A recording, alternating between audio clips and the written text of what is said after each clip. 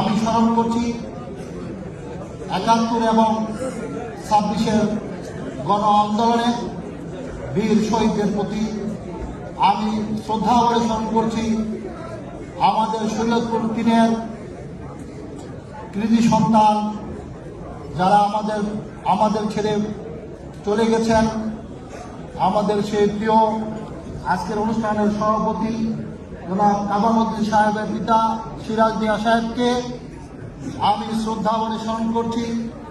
আমাদের ডামুড্ডা আরেক কৃতি সন্তান যার উত্তরসূরি আমাদের মাঝে আজকে বসে আছেন সাইদ আসলাম সাহেব, সেই সিরাজ মিয়া সাহেবকে সেলিম মিয়া সাহেবকে আমি শ্রদ্ধা ভরে স্মরণ করছি। আমাদের মাঝে আমাদের সাবেক এমপি হেমায়তুল্লাহ আনন্দ সাহেবকে আমি শ্রদ্ধা ভরে স্মরণ করছি।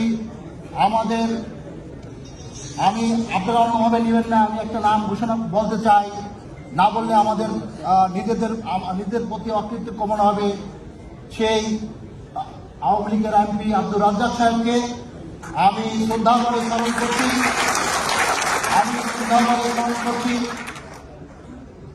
ডামুডার কৃতি সন্তান আলী আজম সৈয়দ সাহেব, মধুর আলী সাহেব, শাহাদাত খান সাহেব এবং আমাদের প্রিয় নেতা ইব্রাহিম খলিল সাহেব, আমার আত্মীয় আমার বড় ভাই এস.এম. লুৎফর রহমান সরকার সাহেব সহ আমি আমার মুরব্বী যারা প্রয়াত হয়েছেন তাদের রুহুর মাগফিরাত কামনা করে আমি আমার বক্তৃতা শুরু করছি।